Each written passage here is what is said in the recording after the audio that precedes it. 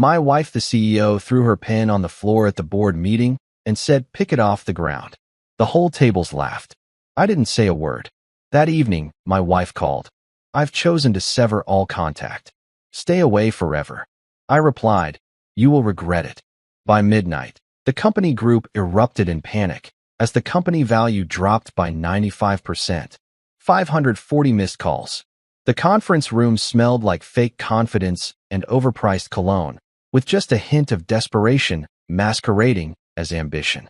You know the type of place. Mahogany table that probably cost more than a sedan, leather chairs that squeaked every time someone shifted their weight to check their Rolex, and a view of the city skyline that screamed, "We're important," louder than a motivational poster at a used car dealership.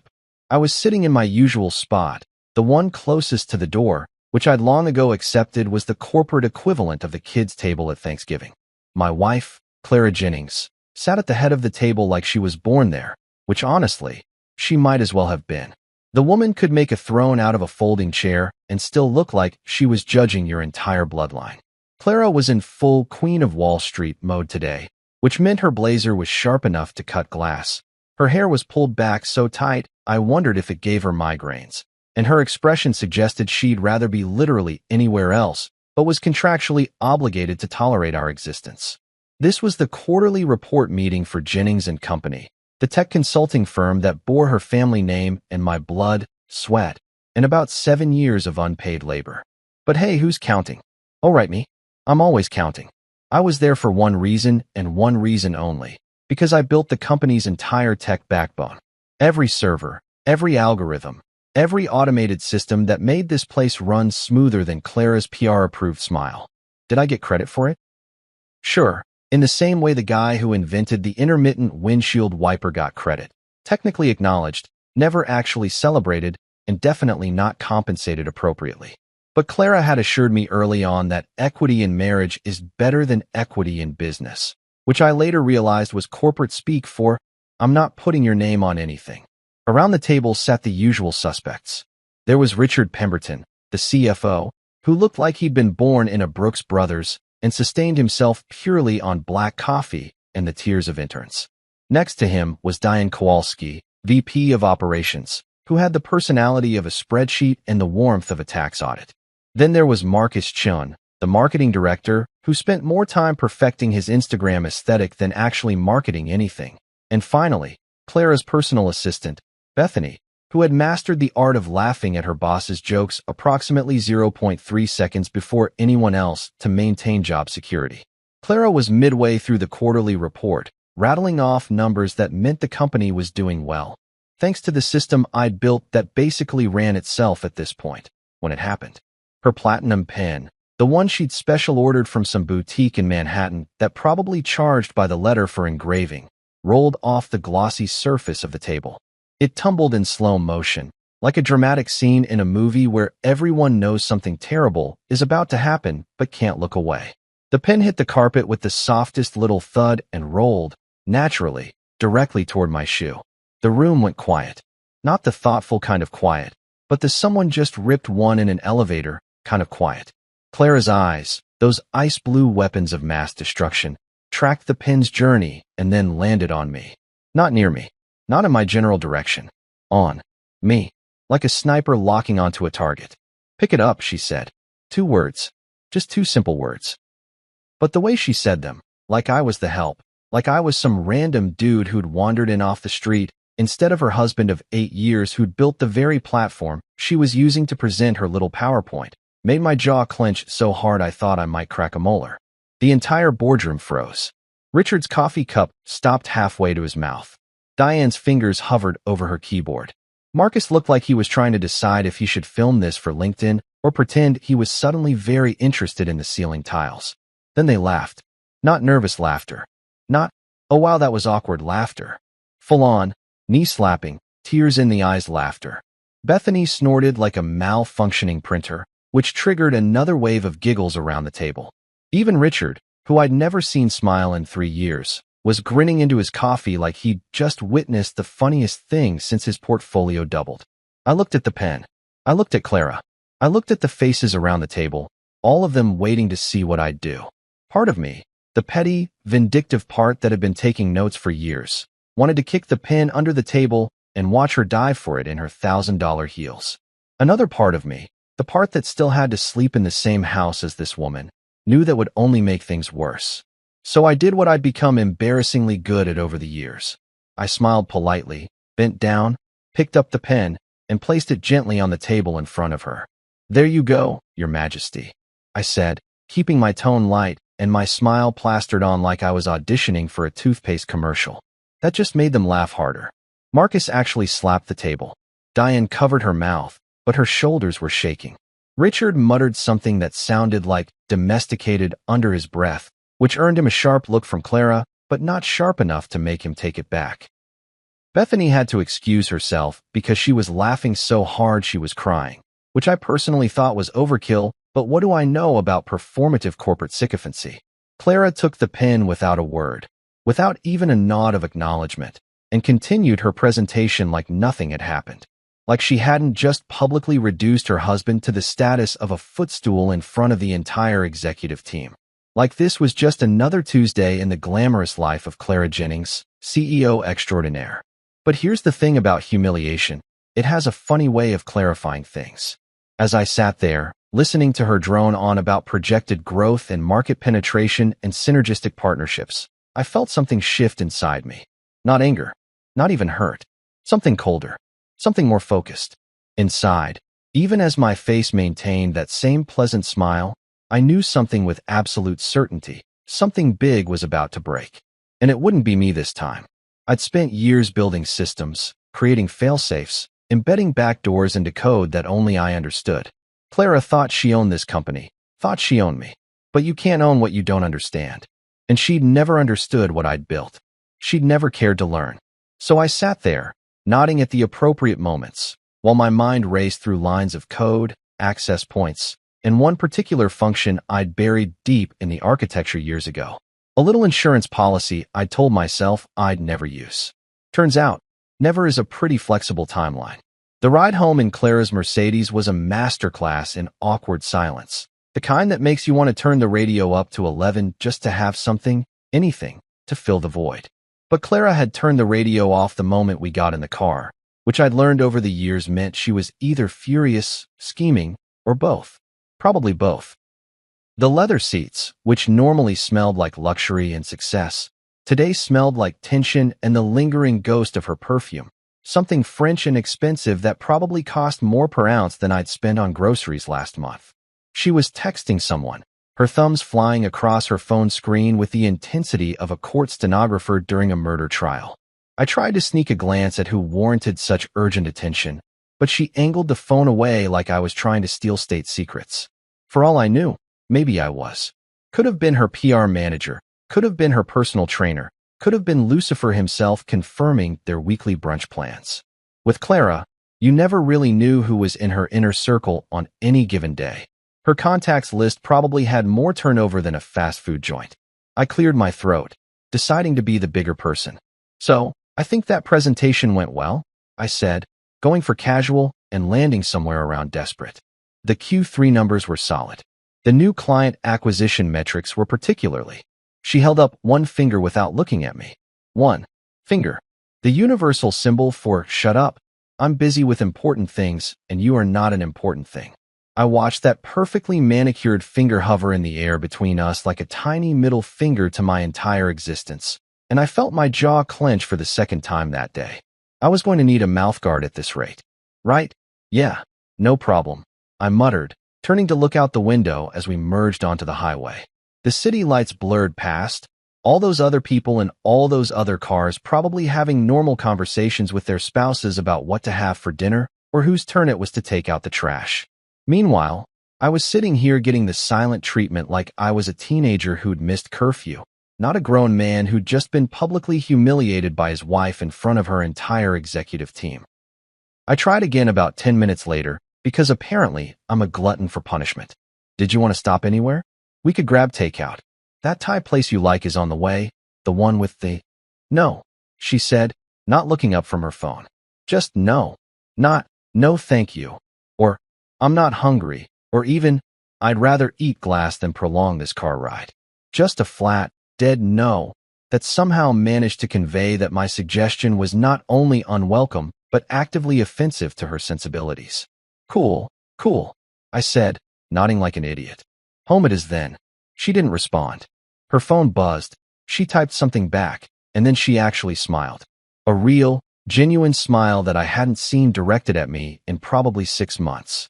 Whoever was on the other end of those texts was getting the good Clara, the one who laughed at jokes and had personality and didn't treat people like sentient furniture. I wondered what that was like. I used to know, back when we were dating, back when she looked at me like I was someone worth looking at. The highway stretched on. I counted exit signs to pass the time. We passed billboard after billboard. Personal injury lawyers promising maximum compensation, fast food chains advertising deals I'd never take advantage of, a weirdly aggressive ad about gutter cleaning that seemed more threatening than informative. Anything to avoid focusing on the fact that my wife and I were sharing a confined space, and somehow I'd never felt more alone. By the time we pulled into our driveway, our being generous since the house was in her name, purchased with her family money, and decorated according to her taste, it was almost 7:30. The house was one of those modern minimalist nightmares that looked like it belonged in an architecture magazine and felt about as warm as the magazine's glossy pages. All sharp angles, floor-to-ceiling windows, and furniture that looked expensive but felt like sitting on decorative rocks. Clara loved it. I'd learned to tolerate it. She was out of the car before I'd even unbuckled my seatbelt, her heels clicking against the concrete with the efficiency of someone who had much more important places to be. I grabbed my messenger bag from the back seat and followed her in, locking the car, because someone had to remember these things. Our house was in a nice neighborhood, the kind where people jogged with expensive strollers and had landscapers with names like Eduardo or Chin's Premium Lawn Service. But still, you lock the car. It's common sense. Inside, Clara didn't even break stride.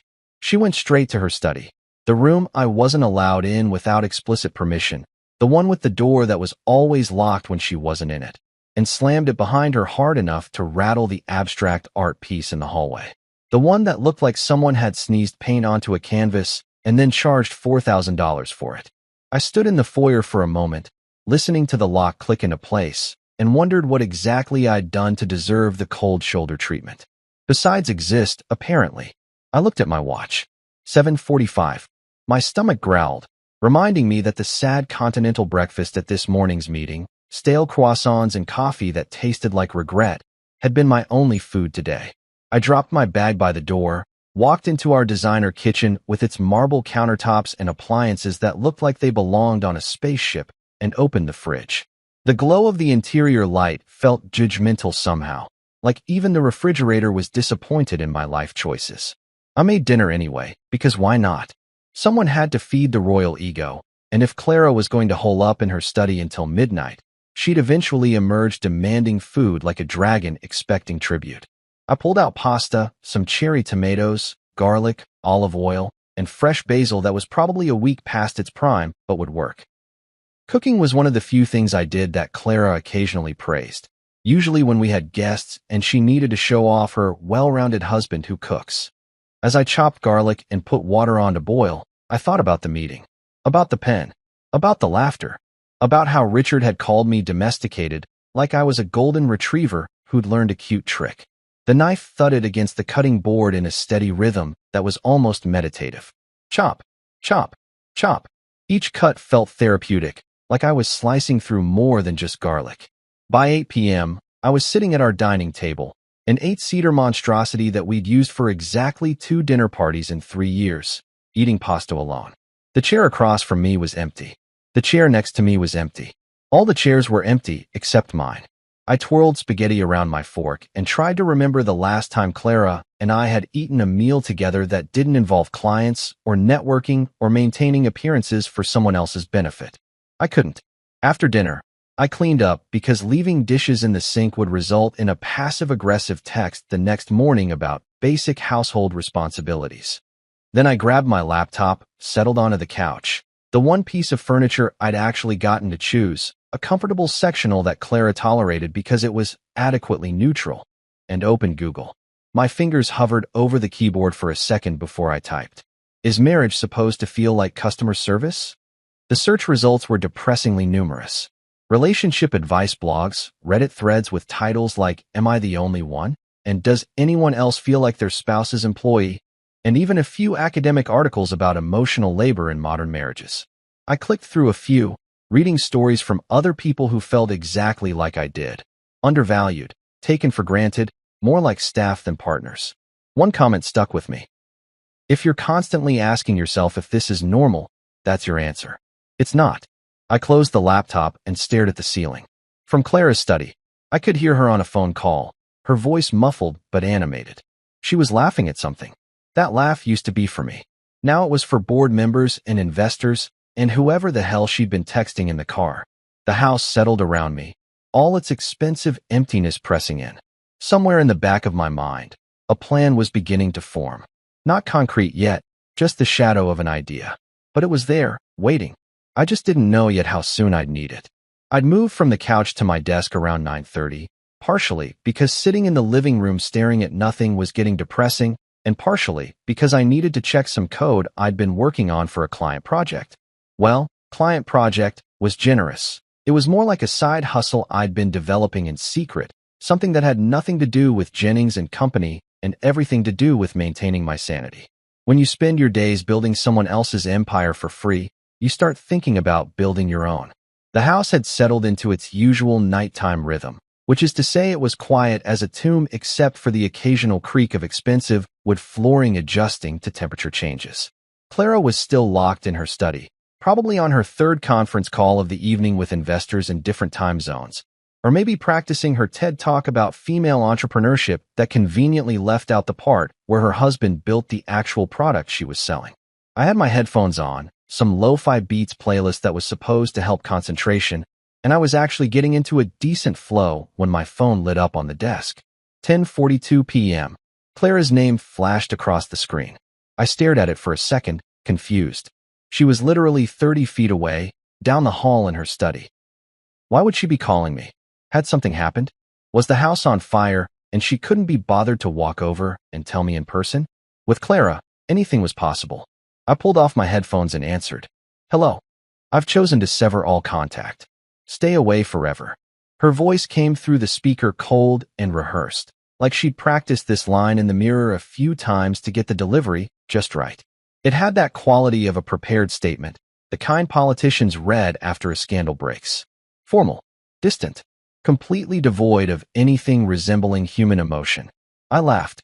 I actually laughed. Because what else do you do when your wife calls you from 30 feet away to deliver what sounds like dialogue from a particularly dramatic soap opera? What? Like a trial separation? I said, still half convinced this was some kind of weird joke or stress-induced breakdown. Clara, are you okay? Did something happen? No, she said, and I could hear her take a breath. The kind you take before delivering news you know is going to land like a bomb. Like you don't exist. The laughter died in my throat. I pulled the phone away from my ear for a second, looked at the screen to confirm I was actually talking to my wife and not some prank caller, then put it back. I'm sorry, what? You're calling me from your study to tell me I don't exist? Clara, this is insane. If you want to talk about what happened today, we can. There's nothing to talk about. She cut me off, her voice sharp as a paper cut. I've made my decision. This marriage is over. I want you out of the house by the end of the week. My lawyer will contact you about the details. I sat there, phone pressed to my ear, trying to process what I was hearing. End of the week? Lawyer? This wasn't a conversation. It was a corporate termination. She was firing me from our marriage like I was an underperforming employee who'd failed to meet quarterly expectations. Part of me wondered if she had a PowerPoint presentation prepared for this too, complete, with pie charts showing the decline of our relationship metrics over time. So that's it, I said, keeping my voice level even though my heart was doing this weird thing where it felt like it was beating both too fast and too slow at the same time. 8 years, and you're ending it with a phone call while you're in the next room? You can't even look at me. I don't need to look at you, she said. This isn't a discussion. It's a notification. A notification. Like I was some app on her phone she was deleting to free up storage space. I felt something cold settle in my chest, replacing whatever remnants of affection or loyalty or stupid hopeful optimism I'd been clinging to. It was a strange feeling, like watching something die in real time and realizing you didn't feel sad about it. You felt relieved. Relieved that you didn't have to pretend anymore. Relieved that the shoe had finally dropped after hovering overhead for months, maybe years. I paused, let the silence stretch between us. In the background of her call, I could hear her shifting in her leather desk chair, probably checking her watch, calculating how much time this tedious conversation was taking away from more important matters. When I spoke again, my voice was calm. Too calm. Okay, I said simply. I could almost hear her blinking in surprise on the other end. She'd probably expected tears, or begging, or anger. Some kind of emotional reaction she could later describe to her friends over brunch as proof that I was unstable or difficult. Instead, I gave her nothing. Okay, she repeated, suspicious. Yeah, okay. If that's what you want, that's what you'll get. I leaned back in my chair, looking at the lines of code on my screen. Beautiful, logical, predictable code. Unlike people, code did exactly what you told it to do. But you might want to keep your phone charged tonight. There was a beat of silence. What's that supposed to mean? Nothing, I said, and I could hear the smile in my own voice even though I wasn't entirely sure when it had appeared. Just general life advice. You never know when something important might come up. Would hate for you to miss it. Are you threatening me? Her voice went up an octave, that carefully controlled CEO persona cracking just enough to let some actual emotion through. Because if you think you can. Threatening you? Clara, please. I'm just saying it's a good idea to stay connected. You're a busy woman. Important calls to take, emergencies to handle, that sort of thing. I was being deliberately vague, which I knew would drive her crazy. Clara hated not being the smartest person in the room, hated not understanding exactly what was happening at all times. Anyway, thanks for the heads up about the whole divorce thing. Very professional. Very you. Don't, she started, but I was done. Good night, Clara. Sleep tight. Don't let the bedbugs bite, or the market volatility, or whatever it is that keeps CEOs up at night. I hung up before she could respond, which felt better than it probably should have. My phone immediately buzzed with a text from her, probably something scathing about my attitude or my immaturity or my complete failure as a husband. I didn't read it. Instead, I opened my messages, typed out one line, and hit send before I could second-guess myself.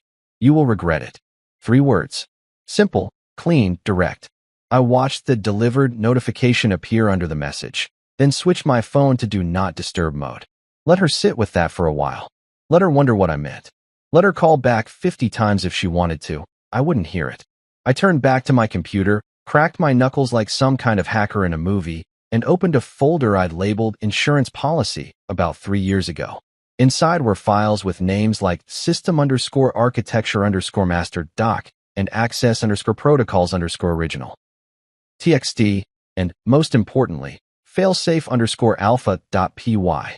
I'd created failsafe_alpha during the company's second year, back when I still believed Clara and I were partners in every sense of the word. It was supposed to be a safety mechanism, a way to protect the company's infrastructure if we ever got hacked or if someone tried to steal our proprietary systems. I'd buried it deep in the code, told Clara it was standard security protocol, and she nodded without understanding a single word because technical details bored her unless they directly translated to $signs. What I hadn't told her was that failsafe_alpha had a very specific trigger condition, one that could only be activated by someone with my exact security credentials and knowledge of the system architecture. And what it did when activated wasn't exactly protect the company. It was more like, well, let's call it aggressive restructuring. I opened the file, scrolled through the code, checking connections and dependencies. Everything was still there, still functional, still waiting. The company ran on servers I'd built, using software I'd designed, with security protocols I'd implemented. Clara owned the name and the client relationships. I owned everything else. She just didn't know it yet. My phone lit up on the desk, Clara calling again, then a text, then another call. I ignored all of it, focused on my screen. There was a certain poetry to this, I thought. She'd call me from 30 feet away to tell me I didn't exist. Soon, I'd show her what happened when the things she couldn't see decided to stop existing too. I checked the time. 11:47 p.m. Plenty of time before midnight. Plenty of time to make sure everything was ready. I opened a beer from the mini fridge under my desk, a gift from my buddy Marcus who told me every home office needed one, and took a long drink. Then I positioned my fingers over the keyboard and smiled. Let's see how you like being on the receiving end of a notification, Clara. I poured myself a drink. Whiskey, the good stuff I kept hidden in the back of my desk drawer behind old cables, and a user manual for a printer we didn't even own anymore.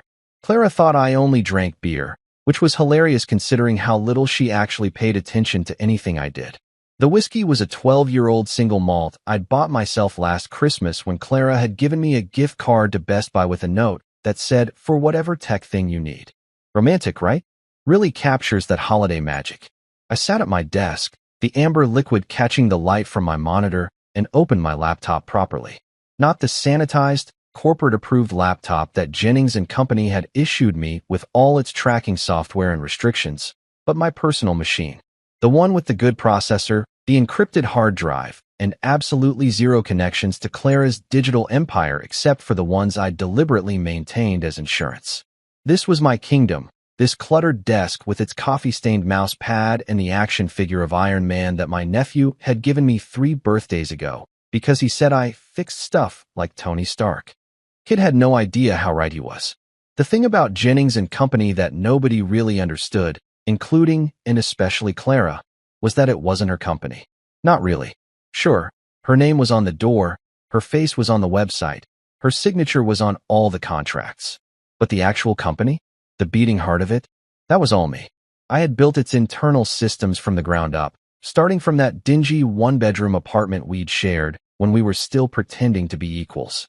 Back when she'd look at me with something resembling respect and say things like, we're going to build something amazing together, instead of pick it up.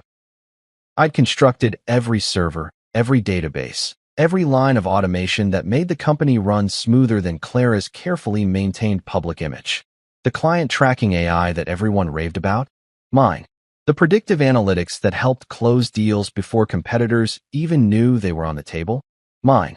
The security protocols that had protected the company from 3 separate attempted cyber attacks? All mine. I'd even built the internal messaging system they used, the one that was currently probably lighting up like Times Square with panicked messages from Clara trying to figure out what my cryptic text had meant. Clara owned the spotlight. She was good at that part, I'd give her credit. She could walk into a room and make everyone believe she was the smartest person there, could spin narratives about innovation and disruption that made investors open their wallets like hypnotized cult members. But I owned the code. And the code, my friends, had a very special switch. I pulled up the system architecture files, the ones that mapped out every connection, every dependency, every single point where data flowed through the company's digital infrastructure. It looked like a circuit board designed by someone on a caffeine bender, lines connecting to more lines, each one representing hours of work, late nights, sacrificed weekends.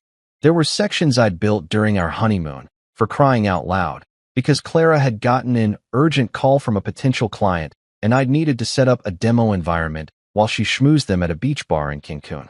And there, buried about 17 layers deep in a subsystem labeled security_protocols_redundant_backup_v7. A name so boring that no one would ever bother to actually investigate it, was failsafe_alpha. My masterpiece. My insurance policy. My nuclear option. I'd created it during year 2 of the company, back when things were still growing fast, and I was naive enough to think Clara would eventually add my name to the incorporation papers like she'd promised. Let's wait until we're more established, she'd said. It looks better to investors if there's a single clear leader. You understand, right? And I'd nodded like an idiot, believing that more established would eventually arrive, not realizing it was corporate speak for never. Failsafe_alpha was supposed to be a safety mechanism, a way to protect everything I'd built if something catastrophic happened. If we got hacked, if a disgruntled employee tried to steal proprietary code, if the company got hostile takeover bid and someone tried to lock me out of my own systems. It was the digital equivalent of a self-destruct button, except instead of destroying everything, it just reorganized things. Aggressively, chaotically, permanently. The beauty of it was in its simplicity. One command, executed with my specific credentials, would trigger a cascade of automated processes that would make the company's entire digital infrastructure have what I'd come to think of as a very public nervous breakdown. Contracts would auto-cancel. Financial reports would show false liquidation alerts. The AI would start making decisions based on corrupted data sets.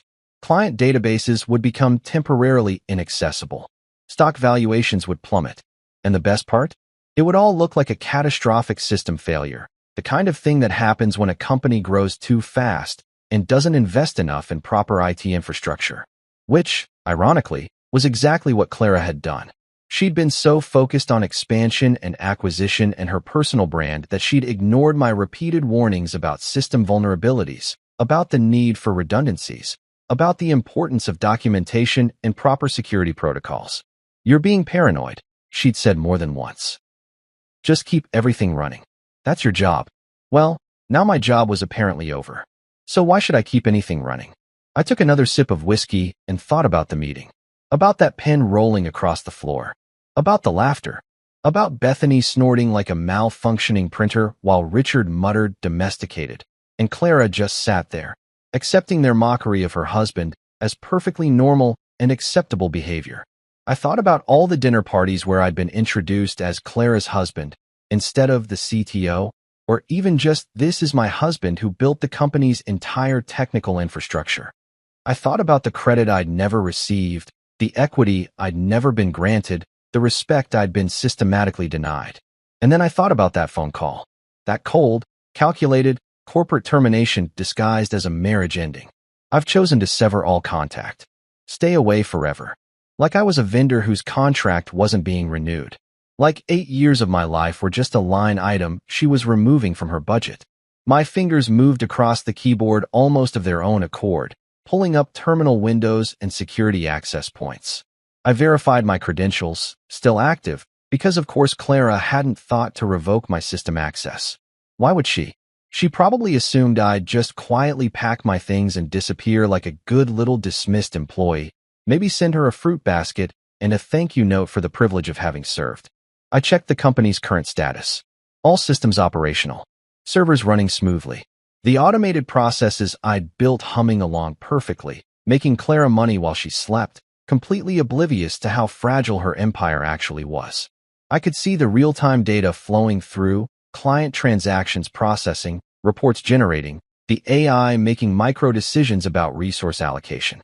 It was beautiful in a way. A complex machine operating flawlessly because I designed it to operate flawlessly. For her. I opened another window and pulled up the company's current stock valuation. Trading had closed for the day, but the after-hours numbers looked good. Really good. The company was valued at just over $3.2 billion, which was frankly insane considering we'd started in that cramped apartment with a dream and my coding skills. Clara had been profiled in Forbes last month, featured in their 30 under 40 issue even though she was 37, but apparently they'd made an exception because her visionary leadership was just that impressive. The article hadn't mentioned me once, not even in the acknowledgments. I wondered what Forbes would write about tomorrow. The clock in the corner of my screen ticked over, 11:52 p.m. I had 8 minutes until midnight. Not that midnight was significant in any practical sense. The code would work just as well at 11:53 or 12:47 or 3 in the morning. But there was something poetic about it, something cinematically satisfying about timing the fall of Clara's empire to coincide with the death of one day and the birth of another. New beginnings and all that inspirational poster nonsense. I pulled up the failsafe_alpha file one more time, scrolling through the code to make absolutely sure I hadn't missed anything. Every function was intact. Every trigger was properly configured. Every cascade protocol was ready to execute. The code was clean, elegant even. Some of my best work, which was saying something considering the quality of what I'd built for this company. My phone buzzed again. Another call from Clara. Number 47, if I was counting correctly, which I was because I'm petty like that. I let it go to voicemail, imagining her in her study, probably pacing now, her carefully maintained composure cracking as I refused to respond to her summons. She wasn't used to being ignored. She wasn't used to not getting immediate compliance when she demanded something. This had to be driving her absolutely insane. Good. I finished my whiskey, set the glass down with a satisfying clink against the wooden desk, and positioned my hands over the keyboard. My heart was doing this weird thing where it felt both calm and racing at the same time, like my body couldn't decide if this was terrifying or exhilarating. Probably both. Definitely both. 11:58 p.m. I thought about calling someone. My brother maybe, or my college roommate Dave, just to have someone witness this moment. But no, this was something I needed to do alone. This was between me and Clara and 8 years of accumulated disrespect. 11:59 p.m. I took a breath.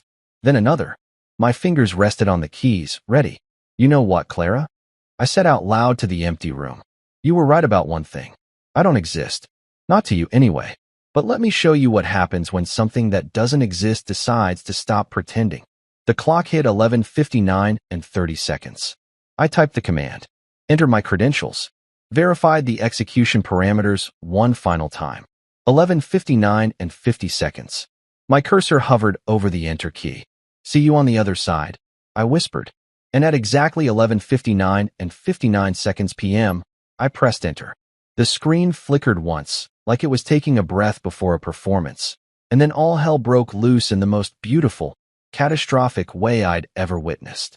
At exactly 11:59 p.m., the moment my finger left the enter key, every server that powered Jennings & Company started screaming like a kettle on full boil. Not literally screaming. Obviously, servers don't have vocal cords, but the system monitoring dashboard I had pulled up on my second screen erupted into a light show of red alerts, error messages, and warning notifications that would have made a Christmas tree jealous. I sat back in my chair, cracked open another beer, and watched the digital apocalypse unfold with the kind of satisfaction usually reserved for watching your favorite sports team score a game-winning touchdown. Except this was better than any sports game, because I wasn't just watching, I'd written the entire playbook. The first thing Failsafe_Alpha did was target the automated contract management system, the crown jewel of the company's operations. This was the AI-powered beauty that handled client agreements, renewals, and those sweet recurring revenue streams that made investors salivate.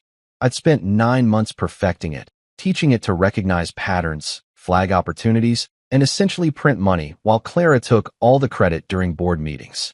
Now, at 12:01 a.m., it had developed a sudden and aggressive case of amnesia mixed with what could only be described as suicidal tendencies. High-value contracts started auto-canceling. Not the small ones. That would have been too subtle. No, Failsafe_Alpha went straight for the jugular, targeting the top 50 clients by revenue. Companies that paid us 6 and 7 figures annually suddenly received automated emails informing them that Jennings & Company was restructuring operations and would be unable to continue service effective immediately. The emails were professionally worded, naturally. I'd written them years ago as templates, but their timing and volume was about as professional as a bull in a china shop wearing roller skates. I watched the activity logs scroll past on my screen, each line representing another severed revenue stream, another broken relationship, another nail in the coffin of Clara's empire. It was poetry in motion, if poetry could be written in Python and executed with ruthless efficiency. By 12:03 a.m., the financial reporting system had joined the party. This was the part one was particularly proud of, the piece de resistance, if you will. The system started triggering false liquidation alerts, sending automated notifications to investors and board members that the company was entering emergency shutdown protocols. The notifications looked official because they were official. I'd built them into the system as part of the disaster recovery procedures that Clara had approved without reading. The irony was delicious. Stock market algorithms that monitored after-hours company communications picked up these alerts immediately. Even though the markets were closed, the automated trading systems that ran 24/7 started adjusting their models, recalculating Jennings & Company's valuation based on what appeared to be a complete corporate meltdown. I pulled up a financial tracking site and watched in real time as the company's theoretical value began to nosedive faster than my faith in marriage. $3.2 billion at 11:59 p.m., $3.1 billion at 12:04 a.m., $2.9 billion at 12:06 a.m.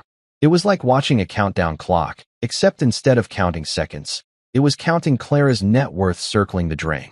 By 12:07 a.m., The client database had decided to take an unscheduled vacation.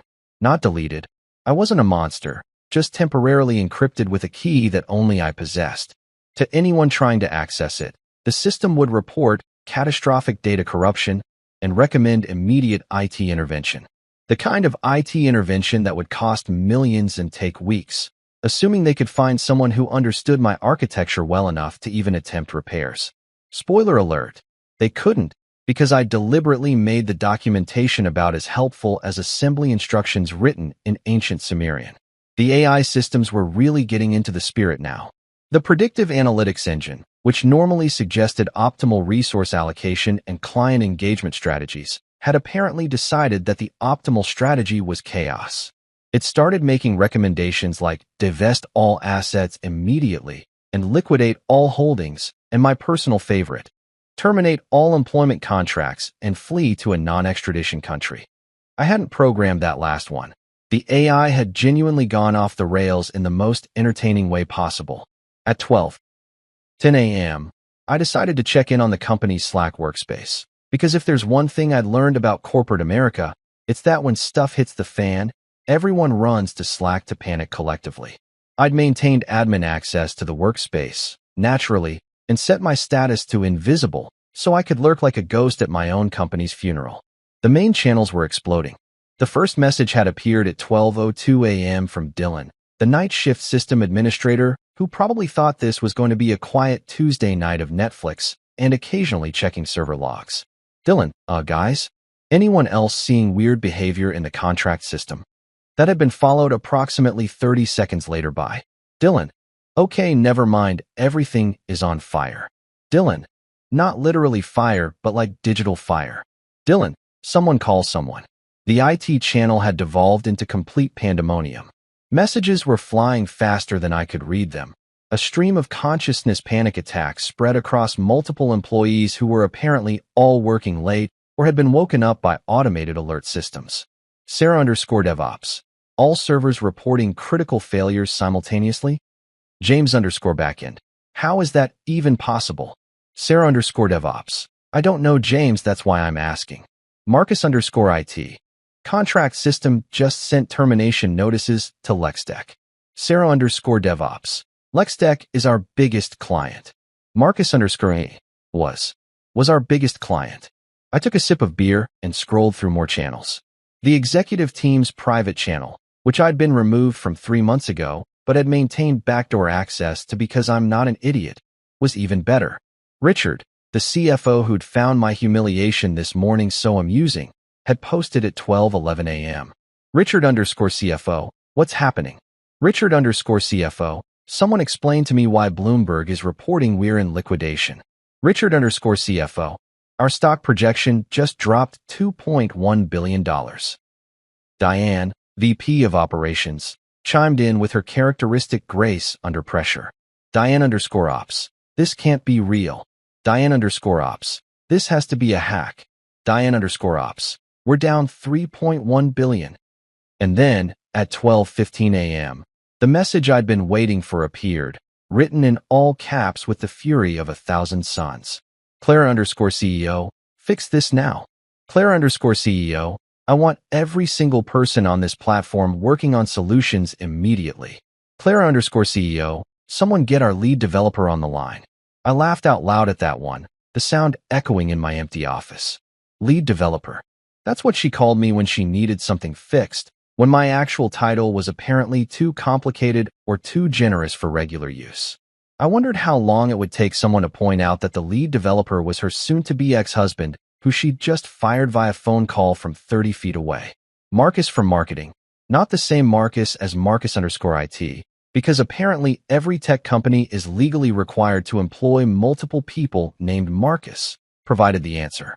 Marcus_marketing. Clara, isn't that your husband? The chat went silent for approximately 15 seconds, which in Slack time felt like an eternity. Then, Clara_CO, someone else. Get someone else. Clara_CEO, call external consultants. Clara_CO, call anyone. Richard_CFO, we're down 95% market cap in 17 minutes. I checked the financial tracker again. He wasn't exaggerating. From 3.2 billion to 160 million in less than 20 minutes. That had to be some kind of record. I should probably check the Guinness Book of World Records, see if there was a category for fastest destruction of a tech company by a scorned spouse. My phone, which I'd left on Do Not Disturb, showed 73 missed calls. 60 from Clara, the rest distributed among various board members and executives who'd somehow gotten my personal number and were presumably calling to either beg for help or threaten legal action. Maybe both. I ignored all of them, far too invested in watching the Slack drama unfold. At 12:17 a.m., someone, I think it was one of the junior developers, made the mistake of asking the question everyone was thinking. Kevin_Junior_dev, could this be an inside job? The chat exploded again. Everyone had theories. Disgruntled former employees, corporate espionage, Russian hackers, Chinese intelligence. One person suggested it might be aliens, which honestly wasn't the worst theory I'd heard tonight. But then Dylan, blessed Dylan who'd been frantically trying to stop the digital bleeding for the past 15 minutes, posted something that made me sit up straighter. Dylan, all the core processes are being terminated by authenticated admin credentials. Dylan, these aren't external attacks. Dylan, someone with God-level access is doing this from inside the system. Sarah_DevOps, who has God-level access? Dylan, according to the logs, only one person. I watched the chat, waiting to see if he'd say it, if he'd connect the dots. Dylan, the original system architect. There was a pause, then. Marcus_IT. Wasn't that? Sarah_DevOps. Oh. Clara_CEO. Don't you dare say his name. Too late, Clara. Way too late. I opened a new terminal window, typed out one final command, and posted it directly into the company's main Slack channel for everyone to see. It was petty, immature, and absolutely worth it. Hey, maybe try picking it off the ground. Then I revoked my own Slack access, closed my laptop, and leaned back in my chair with the biggest smile I'd had in 8 years. Game. Set. Match. I made it exactly 47 minutes before my phone achieved what I can only describe as technological sentience and decided to have a complete mental breakdown. Even with Do Not Disturb turned on, the thing kept lighting up on my desk like a possessed Christmas ornament, vibrating so aggressively that it was slowly inching its way across the wood surface like some kind of desperate electronic slug trying to escape its own existence. I'd read somewhere that smartphones could theoretically overheat from excessive use, and I was genuinely starting to worry that mine might achieve nuclear fusion and take out the entire home office. By 1:15 a.m., I'd received 217 missed calls. I know this because I made the mistake of checking, thinking maybe the chaos had died down and people had accepted their fate with grace and dignity. Spoiler alert, they had not. The call log read like a who's who of corporate America's worst nightmare. Board members, investors, Clara's personal assistant Bethany, the CFO Richard who'd found my humiliation so entertaining just 12 hours ago, and even some numbers I didn't recognize, which meant people were giving out my contact info like Halloween candy to anyone who might possibly be able to fix this catastrophe. There were voicemails too. So many voicemails. My inbox had apparently reached its maximum capacity at 50 messages and just gave up, which honestly felt like a metaphor for something, but I was too busy being petty to analyze it. I listened to exactly 3 of them before deciding that I valued my sanity more than I valued entertainment. The first was from Richard, sounding like he was having a legitimate panic attack. Pick up. Pick up. Pick up. I don't care what happened between you and Clara. The company is hemorrhaging value like. I don't even have a metaphor. It's just bad. Call me back immediately. We'll pay you whatever you want. Name your price. I'm serious. I will personally write you a check right now if you. The message cut off there, presumably because he'd exceeded the time limit. The second was from Diane, VP of Operations, who'd apparently decided that anger was the best approach. I don't know what you think you're doing, but this is criminal. Criminal. We will sue you for everything you have. You'll never work in this industry again. You'll delete. The third was from Clara's mother, Patricia, which was unexpected. Patricia had never liked me, had made it abundantly clear from day one that her daughter was marrying down by choosing a tech guy instead of a lawyer or a doctor or literally anyone else with a more respectable pedigree. Her message was exactly what I'd expected. I always knew you were trouble. Poor Clara, dealing with a vindictive child throwing a tantrum. When she divorces you, She'll take everything, you know. Everything. My lawyers will make sure. Delete, delete, super delete. By 1:47 a.m., the missed calls had climbed to 392. My phone was no longer vibrating. It was having a full-on seizure. I watched it dance across my desk, buzzing and lighting up in a rhythm that was almost hypnotic. Call from Clara. Call from unknown number. Call from Richard again. Call from someone labeled Jennings board. Emergency. Call from Clara. Call from another unknown number. It was like watching a slot machine that only paid out in anxiety and professional consequences. I decided this was as good a time as any for a snack break. I walked to the kitchen, leaving my possessed phone behind to have its electronic meltdown in peace. The house was quiet except for the distant, muffled buzzing coming from my office, which sounded vaguely like an angry bee had been trapped in a jar. I opened the pantry, Clara's meticulously organized pantry where everything was arranged by category and color because she'd seen it on some home organization influencer's Instagram, and pulled out a bag of microwave popcorn.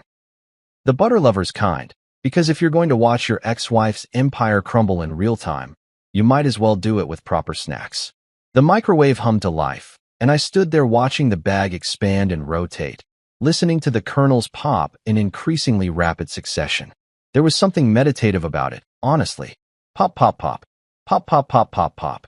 Kind of like the sound of Clara's net worth disappearing, now that I thought about it. When the popcorn was done, I grabbed a beer from the fridge, my third of the night, but who was counting besides me, and headed back to my office. My phone had given up trying to move and was just lying there on the desk, screen flashing desperately. The notification count had stopped updating at 99 plus, which was Apple's way of saying, dude, seriously, what is happening in your life right now? I picked up the phone, scrolled through the recent calls with mild interest while munching popcorn. There were some interesting additions to the list now. A number with a New York area code that my caller ID helpfully informed me was from Goldman Sachs Private Wealth Management. A call from someone named Trevor Marks, Wall Street Journal, which presumably meant the Wall Street Journal was already circling like a shark that smelled blood in the water. Several calls from law firms with names that sounded like they cost $1,000 an hour just to pronounce. And Clara. So many calls from Clara. The timestamps told a story of increasing desperation. 12:47 a.m., 12:51 a.m., 12:55 a.m., 1:02 a.m., 1:04 a.m., 1:06 a.m., 1:07 a.m. That last cluster of 3 calls in 4 minutes suggested she'd progressed from anger to full panic, which made sense given that her $3 billion company was currently worth less than a decent house in San Francisco.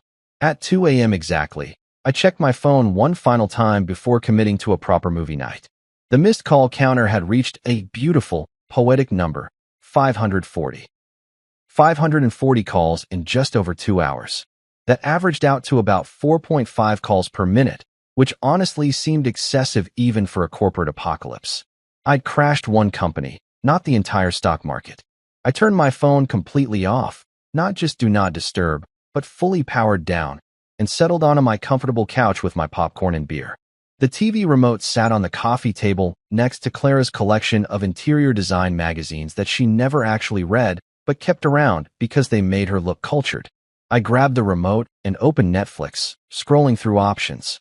What does one watch while their ex-wife's empire burns down in real time? An action movie felt too intense. A drama felt redundant given that I was living through enough drama for 3 Shakespearean plays. A documentary seemed too educational. Then I saw it, sitting there in my continue watching queue. The Office. Perfect. Absolutely perfect. I queued up Season 5, Episode 14, Stress Relief. The one where Dwight stages a fire drill that goes horribly wrong and everyone panics. The irony was so thick you could cut it with a knife. I hit play and settled in, watching as Dwight locked all the doors and set a trash can on fire while shouting, "The fire is shooting at us." Mood, I said to my empty living room, raising my beer in a solitary toast. By 3:30 a.m., I'd finished 4 episodes and 2 bags of popcorn. My phone remained blissfully off, sitting on my desk like a deactivated bomb. Somewhere out there, Clara was probably still frantically trying to reach me, mobilizing every contact she had, calling in every favor, desperately searching for someone, anyone, who could reverse what I'd done. The mental image of her in her designer pajamas, pacing her study at 3 in the morning with her perfectly styled hair falling apart and her mascara running, brought me more joy than it probably should have. I thought about turning my phone back on, just to see how high the missed call counter had climbed. But no, that would ruin the surprise for tomorrow morning. Let the number accumulate. Let Clara and her board and her investors and her lawyers all scream into the void while I sat here in my comfortable clothes, eating junk food and watching Jim Halpert play pranks on Dwight Schrute. As the sun started to peek through my windows around 5:47 a.m., painting the sky in shades of orange and pink that Clara would probably describe as uninspired or pedestrian, I pulled up the news on my laptop. I wasn't surprised to see that Jennings and Company's collapse had made headlines, but I was impressed by how fast the media had picked up on it. Tech giant Jennings and Co. suffers catastrophic system failure. Bloomberg. Jennings and Co. loses $3 billion in market value overnight. Wall Street Journal. The fastest corporate collapse in state history. Financial Times. That last one made me laugh out loud. The fastest corporate collapse in state history. They'd probably want to interview me for the behind-the-scenes story eventually. Maybe I'd write a book. How to Destroy a Billion-Dollar Company in 20 Minutes. A memoir by a guy who was told to pick up a pen. I closed my laptop, stretched, and looked around my office. My space, full of my things, free from Clara's minimalist design philosophy and color-coordinated bullshit. The sun was fully up now, marking the beginning of what was technically Wednesday, but felt more like the first day of the rest of my life. Outside, birds were chirping. Inside, my phone was off and my conscience was clear. The news could call it the fastest corporate collapse in state history if they wanted. I called it Tuesday. I woke up around 10 a.m. on Wednesday morning feeling more refreshed than I had in approximately 3 years, which was coincidentally around the time Clara had stopped pretending our marriage was anything other than a business arrangement with occasional awkward dinner parties. My neck didn't hurt from sleeping on the couch. I'd actually made it to the bed around 6 a.m. And for the first time in recent memory, I didn't wake up with that familiar knot of dread in my stomach that usually accompanied the thought of existing in the same house as my wife. Ex-wife. Soon-to-be ex-wife. Whatever the legal terminology was for a woman who tried to fire me from our marriage via phone call. I showered, shaved, and put on my best suit.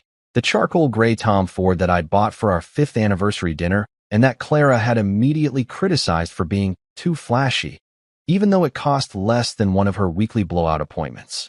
I paired it with a crisp white shirt, my favorite tie with the subtle geometric pattern, and the watch my brother had given me when I'd graduated college with my computer science degree. The watch was nothing fancy, just a reliable Seiko, but it kept perfect time and hadn't once tried to publicly humiliate me, which made it more valuable than most of the people I'd be seeing today.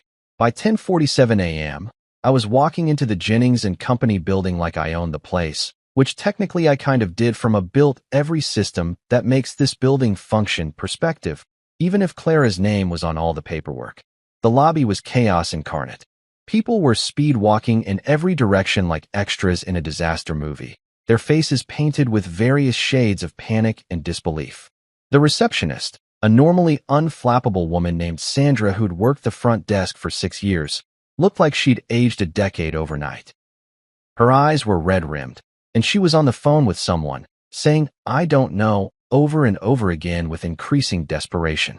She saw me walk in, and her eyes went wide. She dropped the phone, literally just let it fall from her hand, while whoever was on the other end kept talking, and stared at me like I was a ghost. Or a bomb. Or a ghost carrying a bomb. "Hi, Sandra," I said cheerfully, giving her a little wave. "Crazy morning, huh?" She opened her mouth, closed it, opened it again, and then just pointed toward the elevators with a shaking finger. No words, just pointing. I took that as permission to proceed.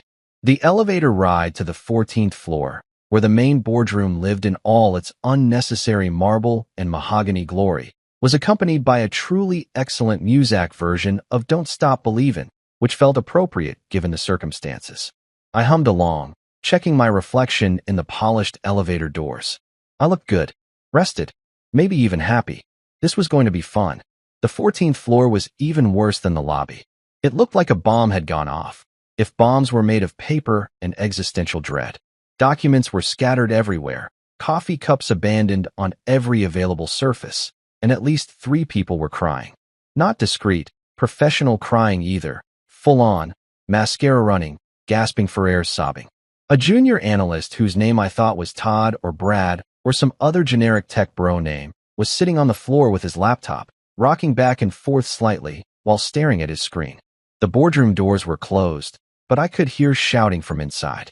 Multiple voices, all talking over each other in that special kind of cacophony that only happens when very important people suddenly realize they're not as important as they thought they were.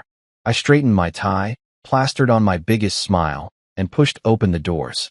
The scene inside was spectacular. The massive conference table that had witnessed yesterday's pen incident was now covered in laptops, tablets, printed financial reports, and what looked like someone's half-eaten bagel with locks. Papers were everywhere, on the table, on the chairs, scattered across the floor like confetti at the world's most depressing party. The CFO, Richard, looked like he'd aged 20 years since yesterday, his normally perfectly coiffed hair sticking up at weird angles like he'd been running his hands through it repeatedly. His shirt was untucked on one side, and he had the wild-eyed expression of a man who'd just watched his retirement fund evaporate.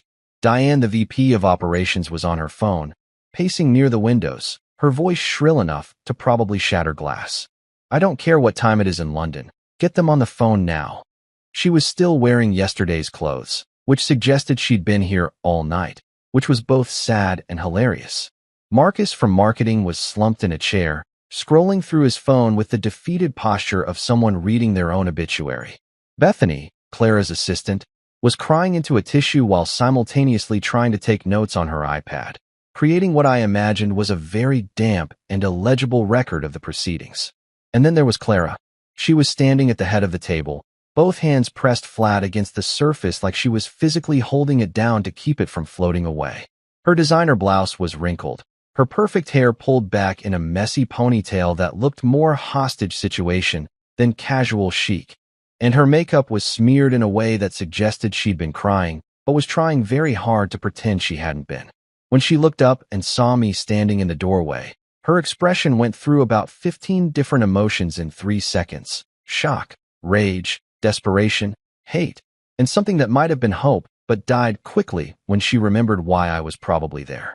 "You," she said, her voice cracking slightly on that single syllable. The room went silent. Everyone turned to look at me. Richard's mouth fell open. Diane stopped mid-sentence, her phone forgotten at her ear. Marcus sat up straighter. Even Bethany stopped crying long enough to stare. "Me," I confirmed cheerfully, walking into the room like I was arriving at a garden party instead of a corporate funeral. "Good morning, everyone. Beautiful day outside. Anyone catch the sunrise? No? Too busy watching your stock value circle the drain? Understandable. You destroyed everything."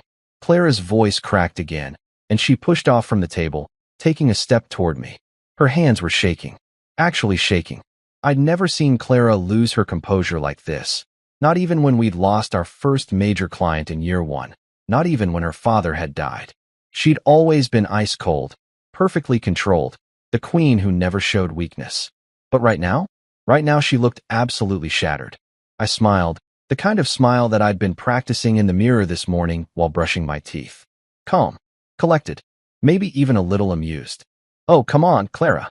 You did that when you dropped the pen." The silence that followed was so thick you could have cut it with a knife and served it at a dinner party. It was delicious. Absolutely delicious. I could see the realization spreading across everyone's faces. The connection between yesterday's casual humiliation and today's corporate apocalypse. Richard actually gasped. Diane's phone slipped from her hand and clattered to the floor. Marcus whispered, "Holy shit," under his breath. Clara's face went through several more color changes, pale to red to an interesting shade of purple that probably wasn't medically advisable. She lunged for her phone on the table, her movements jerky and desperate. "Security," she said, her voice barely above a whisper. "I'm calling security." "Too late," I said, still smiling. I pulled a folder from under my arm. I'd been carrying it this whole time, but nobody had noticed because they were too busy having collective breakdowns, and tossed it onto the table. It landed with a satisfying thwop that made Bethany jump. "I've already transferred my ownership patents and algorithm licenses to a new firm. Everything I built, every line of code, every system architecture, every proprietary algorithm. It's all legally mine. And as of 7:32 this morning, it all belongs to ArcForge Technologies. ArcForge, Richard croaked, finally finding his voice. What the hell is ArcForge? I turned to look at him, my smile growing wider. My firm, Richard. My company. The one I built this morning while you were all busy panicking. Funny thing about intellectual property law, when you never put your partner's name on any of the legal documents despite 8 years of promises, they retain ownership of everything they create. Clara owns the name Jennings and Company and the client relationships. I own everything else. I watched the implications sink in across their faces. Without the systems I'd built, Jennings and Company was just an empty shell with a fancy name. They had nothing to sell, no infrastructure to support clients, no AI to automate processes. They were a car dealership without any cars, a restaurant without a kitchen. You can't do this, Diane said, but her voice lacked conviction. She knew I could. They all knew I could. Already did, I replied. I looked around the room one more time, taking in the destruction, the panic, the beautiful chaos that I'd created with one command and 8 years of contingency planning. Oh, and by the way, Jerry and Priya from your board? They called me this morning. They're joining ArcForge as senior advisors. They said they loved my sense of humor. That wasn't entirely true yet. Jerry and Priya had sent inquiring emails, but we hadn't finalized anything. But the looks on everyone's faces made the embellishment worth it. Clara just stared at me, her mouth opening and closing like a fish drowning in air. For once in her life, she had absolutely nothing to say. I straightened my tie one more time and headed for the door. Before I left, I turned back, catching Clara's devastated expression one last time. Oh, and Clara, if you drop your pen today, pick it up yourself. The door closed behind me with a satisfying click, and I walked toward the elevator with my head held high, leaving the wreckage of Clara's empire scattered across that conference room like the world's most expensive jigsaw puzzle. 48 hours. That's all it took for ArcForge Technologies to go from a spite-fueled idea I'd incorporated while eating popcorn and watching The Office to the hottest name in the tech industry. 48 hours for my newly minted company to trend globally on Twitter, LinkedIn, and even TikTok, where some finance bro with exceptionally good hair had made a video about the fastest revenge glow-up in tech history that got something like 4 million views. I didn't have TikTok. I valued my attention span. But my nephew sent me the link with approximately 17 fire emojis and the message, "Uncle, you're famous." I'd spent Wednesday afternoon after leaving the Jennings and Company boardroom doing what any reasonable person would do after destroying their ex-wife's billion-dollar empire. I went to Costco and bought a rotisserie chicken because spite is hungry work and I'd been living off popcorn and beer for 36 hours. Then I went home, set up a proper office space in my spare bedroom. The one Clara had always insisted should be a meditation room that she never once meditated in, and got to work building something that was actually mine. The incorporation papers for ArcForge Technologies were filed by 6 p.m. Wednesday. I'd chosen the name during the drive home from Costco, sitting at a red light and eating chicken straight from the container like some kind of caveman entrepreneur. Arc, because it sounded tech-forward and also reminded me of an arc reactor from Iron Man, and Forge, because I was literally forging a new company from the ashes of my failed marriage. Also, it sounded cool, which matters more than people want to admit when naming companies. By Thursday morning, my inbox looked like it had been hit by a bomb made of opportunity. Investors who'd fled Jennings and Company like rats abandoning a sinking ship were suddenly very interested in having coffee with me. LinkedIn messages were pouring in so fast that the app kept crashing. My phone, which I'd finally turned back on Wednesday night, had accumulated another 200 missed calls, but this time they weren't from Clara's people screaming at me. They were from venture capital firms, private equity groups, and angel investors who apparently love the narrative of scorned tech genius burns down ex-wife's empire and builds new one from the ashes. The first serious inquiry came from Mitchell Sanderson, a VC from Bay Area Capital who'd actually invested in Jennings and Company S-Series B round 3 years ago. His email was delightfully blunt. I should be mad at you for tanking my investment. Instead, I want to buy you lunch and hear your pitch for ArcForge. Also, that pen line was legendary. My partners have been quoting it all morning. We met at a steakhouse downtown on Thursday afternoon. Mitchell was one of those guys who looked exactly like what you'd expect from a Silicon Valley venture capitalist. Expensive casual clothes that probably cost more than my first car, designer glasses, a watch that could fund a small country's GDP. He ordered a scotch that was older than most college graduates and got straight to the point. What you did was either the most brilliant strategic move I've seen in 10 years or completely insane, he said, swirling his scotch like he was in a whiskey commercial. I'm betting on brilliant. What's the pitch? I laid it out for him. ArcForge Technologies would specialize in enterprise AI solutions and custom software architecture, essentially everything I'd built for Jennings and Company. But better, and without the baggage of a CEO who treated me like the help. I owned all the intellectual property, all the algorithms, all the proprietary systems. I could license them, improve them, or build entirely new solutions from scratch. The market opportunity was massive because, as recent events had proven, most companies had no idea how vulnerable their tech infrastructure actually was. How vulnerable is most companies' tech infrastructure? Mitchell asked, leaning forward with interest. I smiled. Let's just say if their lead developer decides to go rogue, they're probably screwed.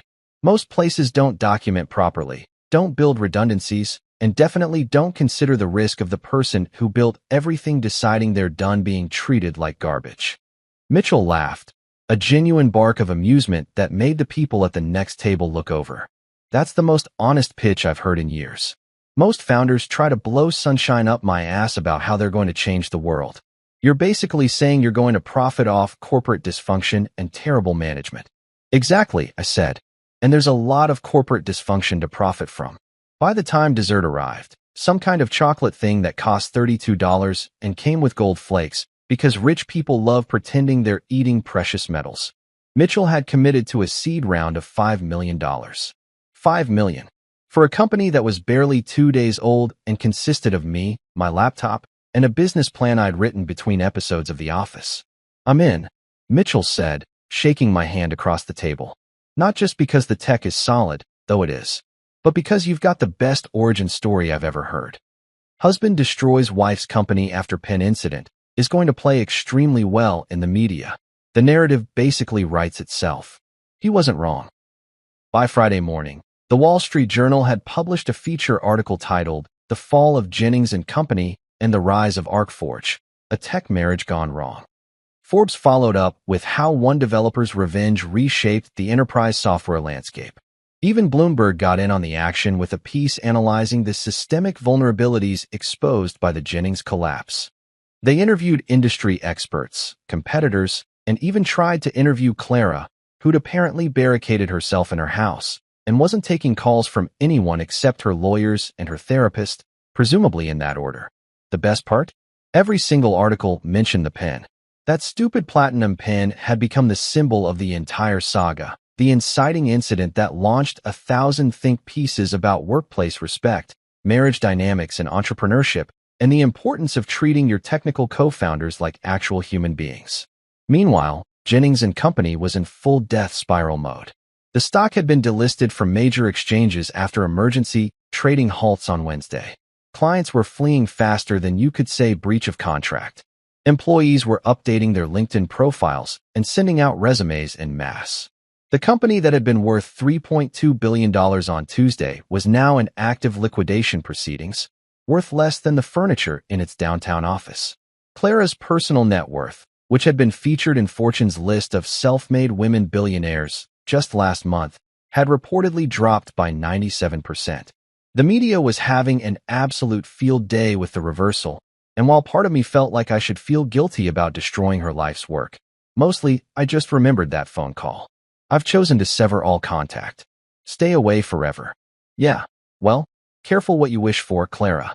By Friday afternoon, I'd hired my first 2 employees.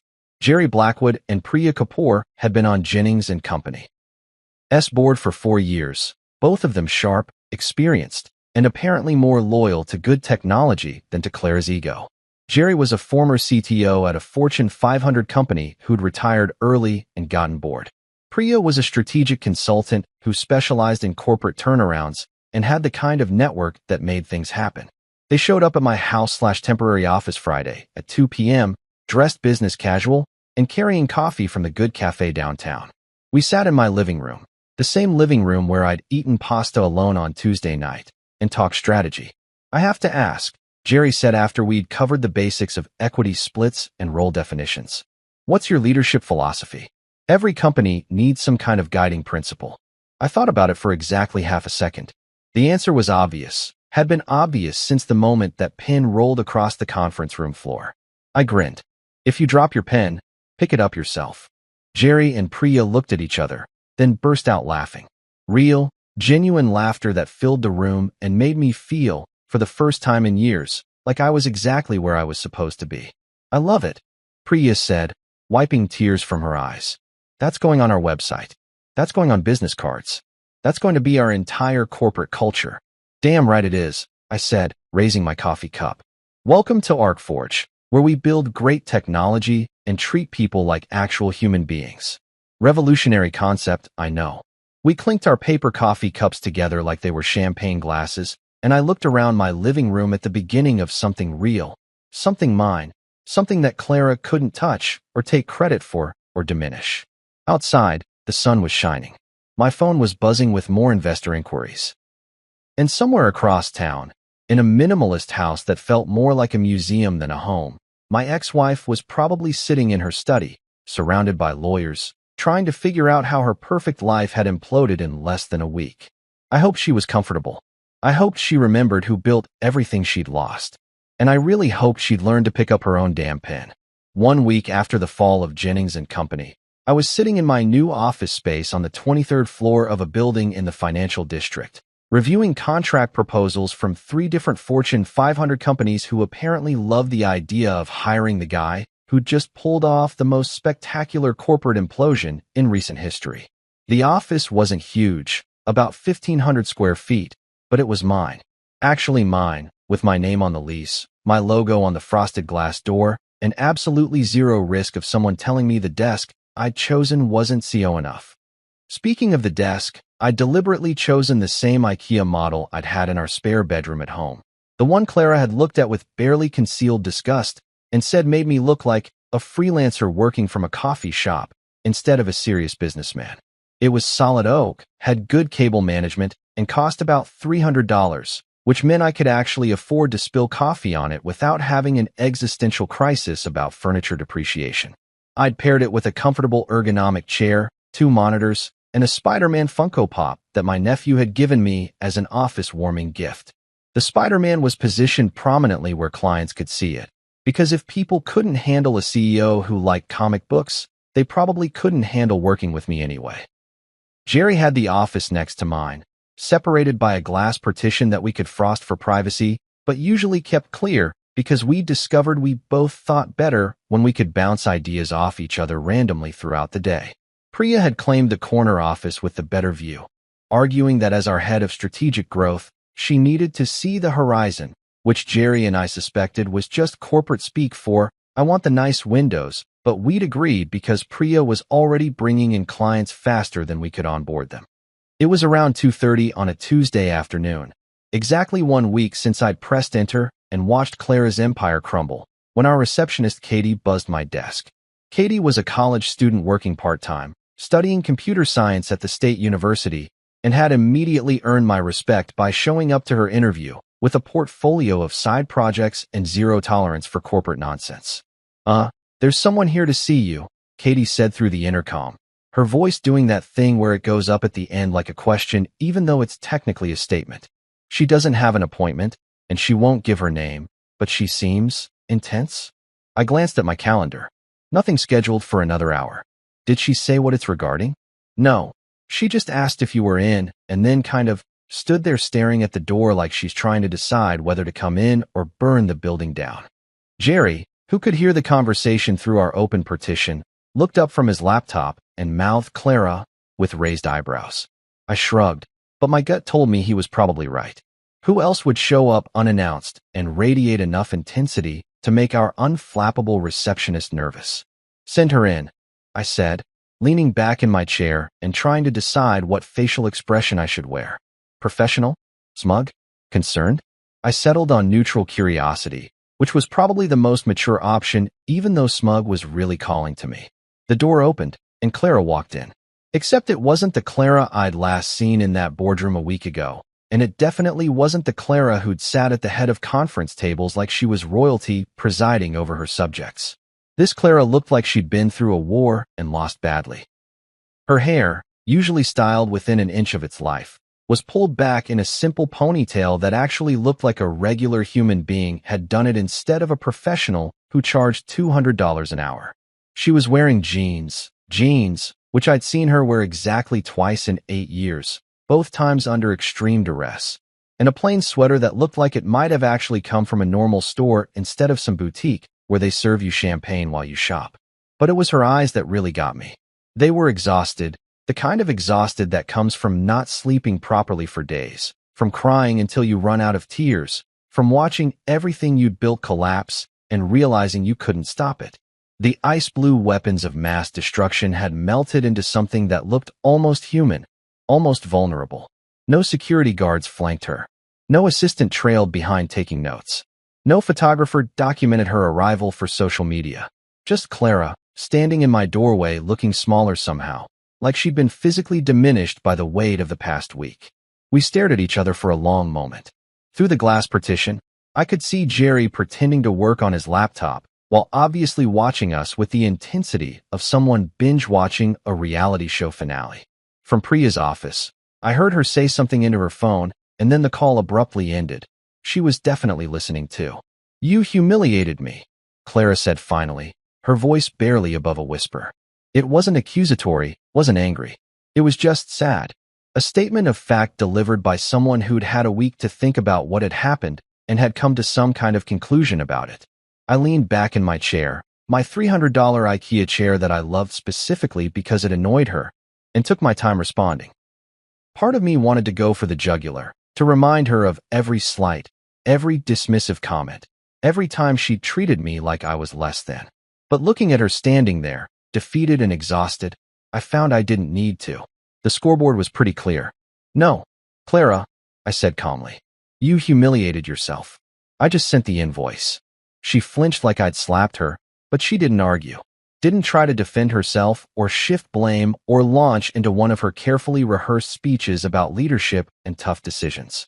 She just stood there, absorbing the hit, and then her eyes started to wander around my office. She looked at the IKEA desk, the one that wasn't CO enough. At my dual monitors displaying lines of code and financial projections. At the Spider-Man Funko Pop, standing guard next to my coffee mug. At the framed photo of me and my brother at last year's Thanksgiving that I'd hung on the wall because it made me smile. At the whiteboard covered in brainstorming notes and terrible drawings from our strategy session this morning. At the coffee maker in the corner, a nice espresso machine that Jerry had insisted we needed, and the mini fridge stocked with actually good beer instead of the overpriced craft nonsense Clara had always preferred. Her gaze lingered on the desk for a long moment, and I could practically see the memory playing in her head. Her in our spare bedroom doorway 3 years ago, looking at this exact desk with disdain, suggesting I upgrade to something more professional if I wanted to be taken seriously. Me explaining that the desk was fine, that it was functional, that not everything needed to be a status symbol. Her rolling her eyes and walking away like I was a child who didn't understand how the real world worked. Now that desk sat in a successful company's office, with my name on the door and investors literally lining up to give me money. The desk hadn't changed. The world's perception of it had, because the person sitting behind it had stopped letting other people define his worth. "This is," Clara started, then stopped. Her hands were shaking slightly, I noticed. She clasped them together to hide it. "This is really nice. The office." "Thanks," I said simply. I wasn't going to make this easy for her by filling the awkward silence with small talk or false pleasantries. She'd come here for a reason, and I was curious to see what it was. "Jerry and Priya," she said, gesturing vaguely toward the glass partitions where my 2 employees were now completely abandoning any pretense of working and just openly watching us. They were supposed to be loyal to the company. They were loyal to good business, I corrected. "Turns out that's not the same as being loyal to you." Another flinch. She wrapped her arms around herself like she was cold, even though the office was perfectly comfortable. "The lawyers say I can't sue you. Something about intellectual property rights and the contracts being insufficient." "Non-existent," I supplied helpfully. The contracts protecting your ownership were non-existent. Because you never put my name on anything, remember? You were going to eventually, but you were waiting until we were more established, except we were plenty established. You just didn't want to share credit. I know, she said quietly, and that surprised me. Not the admission, the quiet way she said it, like she was genuinely accepting responsibility instead of spinning it into something else. I know I did this. I know I took you for granted. Took everything you built for granted. I waited. There had to be more. Clara Jennings didn't show up at her ex-husband's office to deliver a simple apology. That wasn't her style, even defeated. I came here to ask if you'd consider selling the technology back to me, she continued, and there it was. The real reason for this visit. Not all of it, just enough for Jennings and Company to fulfill our existing contracts. I have investors willing to fund a rebuild, but they need guarantees that we can actually deliver services, and without your systems, you have nothing to deliver. I finished. Yeah, I'm aware. I built it, remember? I can't pay you what it's worth, she said, her voice cracking slightly. But I can offer you 40% of whatever we rebuild. Partnership equity. Your name on everything this time. Real partnership, like it should have been from the start. I almost laughed. Almost. The audacity of it. Coming here, after everything, and offering me what she should have given me 8 years ago like it was some kind of generous gift instead of the bare minimum of respect. But I didn't laugh, because looking at her standing there, I realized something important. I didn't want it. I didn't want to rebuild Jennings and Company. Didn't want 40% of a company that would always have her family name on the door. Didn't want to go back to being someone's partner when I could be my own boss. No, I said simply. No. She looked confused, like she'd been so certain I'd jump at the chance. But I'd be your partner again, I interrupted. In a company that I already burned down once. Clara, I don't want to rebuild your empire. I'm busy building my own. She opened her mouth to argue, then closed it. Looked around my office one more time. At the desk, the monitors, the Spider-Man, the whiteboard, the evidence of something new and mine and untouchable by her. Right, she said finally. Of course. I just thought. Never mind what I thought. She turned to leave, and I let her get all the way to the door before I spoke again. Clara. She stopped, hand on the doorframe, but didn't turn around. That phone call. I've chosen to sever all contact. Stay away forever. You remember that? Her shoulders tensed. Yes. Good. Because that's the last time you get to make demands of me. Ever. We're done. The company is done. Whatever we were is done. Move on. She stood there for another moment, and I thought maybe she'd turn around, try one more time to convince me, or guilt me, or manipulate me. But she didn't. She just nodded once, sharp and quick, and walked out of my office without another word. Through the glass, I watched her walk past Katie's desk, past the ArcForge logo on the wall, and out into the hallway. The elevator dinged. She stepped inside, and then she was gone. Jerry appeared in my doorway approximately 4 seconds later. Holy shit, dude. Yeah, I agreed. You okay? I thought about it. Really thought about it. Then I smiled. Yeah, Jerry. I'm actually perfect. Months passed. ArcForge thrived like a plant that finally got moved out of the shade and into actual sunlight. We'd closed deals with 12 major clients, hired 15 employees, and moved into a bigger office space that had an actual break room instead of just a mini fridge and prayers. I'd moved into a downtown loft with exposed brick, hardwood floors, and my dog Baxter, a golden retriever I'd adopted from a shelter who greeted me every day like I was a war hero returning home instead of just some guy who worked from home in sweatpants. Sometimes, when I scrolled past news articles about Jennings and Company's liquidation proceedings, I'd smile and whisper to Baxter. Told her she'd regret it, buddy. He'd wag his tail in solidarity, because dogs are excellent at supporting petty vengeance. People asked me if I missed her. Friends, family, that one nosy barista at my regular coffee shop who felt entitled to my life story because I tipped well. I perfected my response, sure, like I miss dial-up internet. Freedom tasted like espresso and payback, and somewhere in a dusty corporate corner, a platinum pen still waited for someone else to pick it up. Not my problem anymore.